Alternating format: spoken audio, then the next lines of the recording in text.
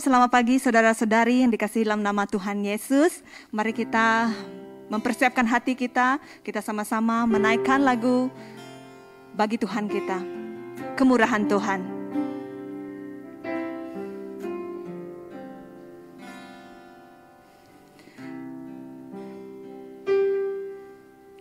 Oleh karena kemurahan Tuhan ku ada sampai hari ini,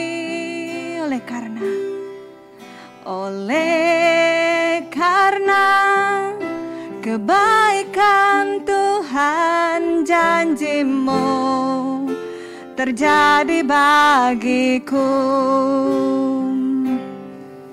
Oleh karena kemurahan Tuhan ku ada sampai hari ini. Oleh karena kebaikan Tuhan, janjimu terjadi bagiku.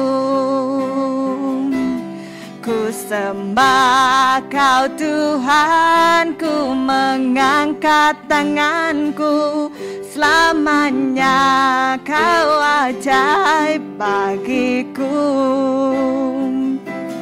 Ku sembah Kau Tuhan, ku mengangkat wajahku, selamanya Kau hebat bagiku.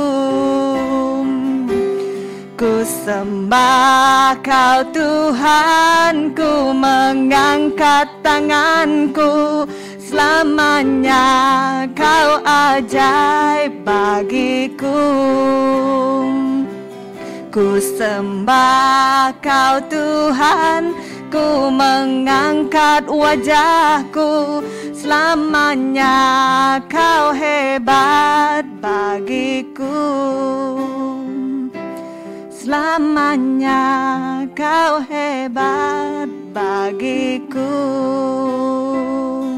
Selamanya Kau hebat bagiku. Selamanya Engkau hebat bagi kami Tuhan. Engkaulah yang layak kami sembah, Engkau yang layak kami puji. Terima kasih untuk kebaikan dan kemurahan Engkau di dalam kehidupan kami. Terima kasih Tuhan, dalam nama Tuhan Yesus kami berdoa. Amin. Sekarang kita mempersilakan Reverend Sensi untuk menyampaikan perkongsian yang bertema satu perkara saja. Dipersilakan. Shalom dan selamat pagi kepada jemaat Tuhan yang saya kasihi. Hari ini mau berkongsi dengan Anda dengan tema satu perkara sahaja. Satu perkara sahaja. Seorang jemaat bernama Sue, dia ada seorang anak perempuan yang cantik, yang sehat, dan juga dia mempunyai bakat menulis yang luar biasa. Anak ini dia seorang yang sabar, dia seorang yang tekun, tidak pernah putus asa, dan gigih dalam setiap perkara yang dia lakukan dengan baik, dari segi akademik maupun dalam semua perkara-perkara rohani. Setiap kali apabila dia menerima anugerah akademik, keluarga berasa begitu bangga terhadap pencapaiannya. Namun lebih daripada semua pencapaian akademiknya, apa yang membuatkan keluarga mereka terasa sangat bangga dan begitu senang hati ialah sikap hatinya yang sentiasa ingin dekat bersama dengan keluarga, selalu taat dan siap untuk melakukan apa yang disuruh oleh ibu bapaknya. Sikap hatinya yang sentiasa taat dan mendengar kata, itulah yang sentiasa membuatkan hati kedua ibu bapa cair terhadapnya. Kedua ibu bapa sangat bersyukur ke atas hidupnya, kerana mereka tahu itu semua adalah kerana kasih karunia dan rahmatnya yang luar biasa dalam hidup kedua ibu bapa. Saudara-saudari, hubungan kita bersama dengan Tuhan juga seperti hubungan ibu bapa dengan anak. Tuhan dalam kasih karunia-Nya yang sangat besar telah menyelamatkan kita dan memberikan kita hak untuk menjadi anak-Nya. Dan kerana itu kita memanggil Bapa. Kerana kamu telah menerima Roh dan menjadi kamu anak Allah, dan dengan kita berseru Abba, Bapa. Sebagai seorang anak, pernahkah kita tertanya-tanya, apakah yang paling menyenangkan hati Bapa surgawi kita? Adakah perbuatan kita dan membuatkan Bapa surgawi kita berasa gembira? Atau adakah pencapaian kita baik dalam kejayaan hidup kita maupun dalam misi kekristenan kita? Ataupun kemajuan-kemajuan jangkaan kita yang semakin meluas tersebar yang kita capai dalam rohani maupun jasmani kita?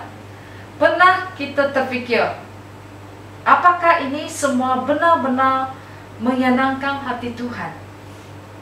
Saudara-saudari, ada sebuah kisah di dalam Alkitab yang menggambarkan apa yang menjadi kesenangan hati Tuhan. Suatu hari, Yesus dia bersama murid-muridnya berkunjung ke rumah dua beradik perempuan, yaitu bernama Marta dan juga Maria. Mereka menyambutnya dan Maria langsung duduk di sana untuk mendengar kata-kata Tuhan Yesus. Dia duduk di sana. Tetapi Marta pula dia sangat sibuk untuk melayani di dalam dapur mereka, sehingga dia berasa terbeban Maria dan dengan kerja-kerja pelayanan dia itu. Mungkin Marta berasa sedikit marah atau dia sangat kecewa terhadap Maria yang tidak membantu dia. Lalu dia mengadu kepada Yesus, kata kepadanya, Tuhan, tidakkah engkau peduli bahawa adikku membiarkan aku membuat semua kejadian ini seorang diri? Suruhlah dia tolong saya. Tuhan jawab, Marta, Marta, engkau khawatir dan bersusah payah tentang banyak perkara, tetapi satu perkara saja yang diperlukan. Maria telah memilih perkara baik itu yang tidak akan diambil daripadanya. Saudara-saudari, seperti kebiasaan dalam masyarakat kita, apabila ada tetamu datang kunjung ke rumah kita atau pastor datang ke rumah kita, kita akan menyambut dan kita akan melayani mereka. Dan sebagai tuan rumah, kita ingin memberikan layanan yang paling baik agar tetamu kita berasa selesa. Namun di pihak tetamu, apakah yang penting? Layanan tuan rumah atau keberadaan tuan rumah itu sendiri? Biasanya tetamu datang mengunjungi kita kerana mereka ingin bersama dan bersekutu dengan kita.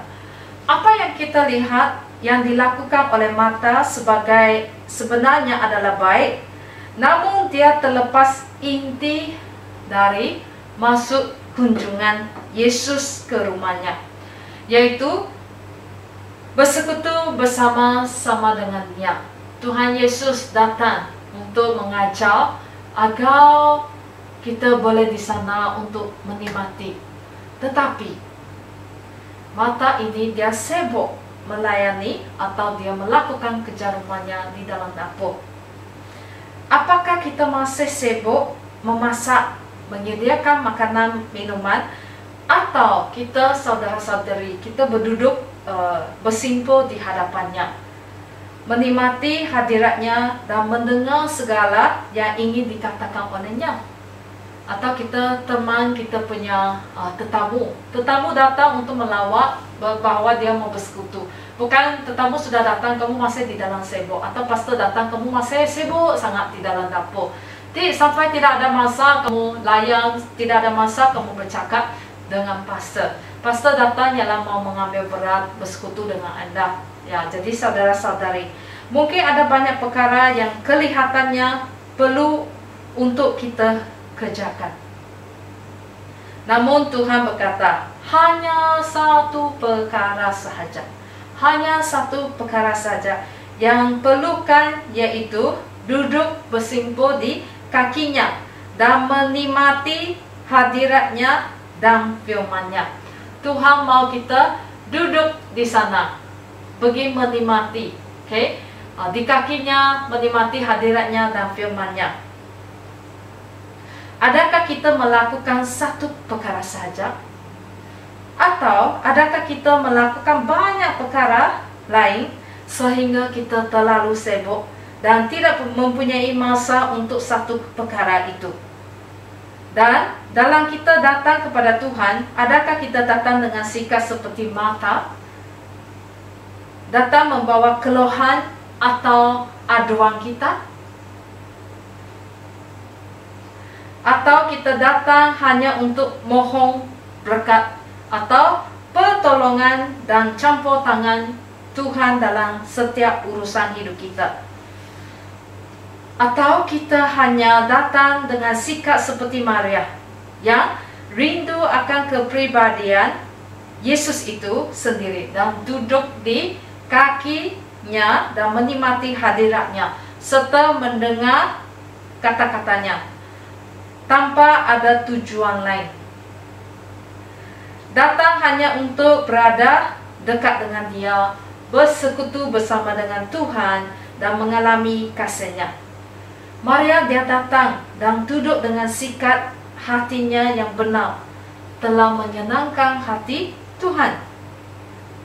Semoga kita juga mempunyai hati seperti Maria yang datang dan melakukan satu perkara itu, mencari kepribadiannya, bersekutu dengannya, dan juga menikmati hadiratnya.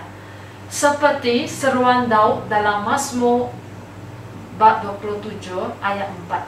Satu hal yang telah ku minta kepada Tuhan, itulah yang ku ingini, diam di rumah Tuhan seumur hidupku, menyaksikan kemurahan Tuhan dan menikmati baiknya.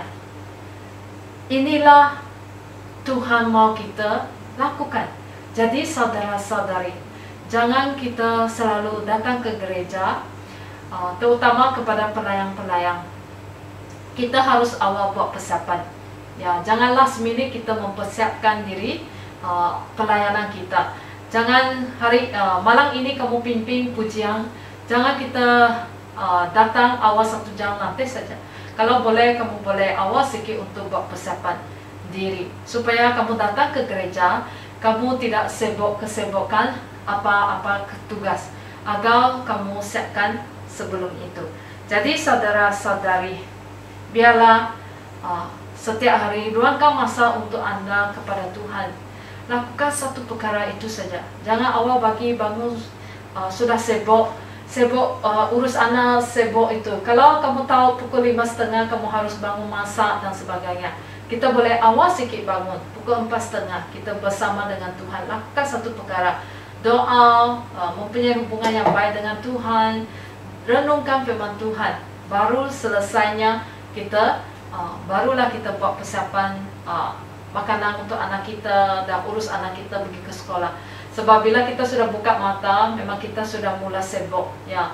Jadi biarlah saudara-saudari berikan yang terbaik kepada Tuhan. Sebab kalau sepanjang hari kamu sibuk, saya percaya di malam kamu pun tidak akan memberikan ruang untuk Tuhan. Kamu letih, kamu tidur, ya. Jadi saudara-saudari, biarlah kita ruangkan waktu yang terbaik kita untuk Tuhan kita. Mari kita ambil sedikit masa, renungkan selama ini. Adakah kita terlalu sibuk mengabaikan hubungan kita dengan Tuhan? Sekiranya ya, mari kita bertaubat di hadapan Tuhan. Kedua, doakan untuk kita agar setiap hari mesti lakukan satu perkara sebelum kita memulakan kerja harian kita, yaitu menjalinkan hubungan baik dengan Tuhan. Dengarlah suara Tuhan. biarlah firman Tuhan menjadi sepanjang kehidupan pimpinan hidup kita. Mari kita sama berdoa.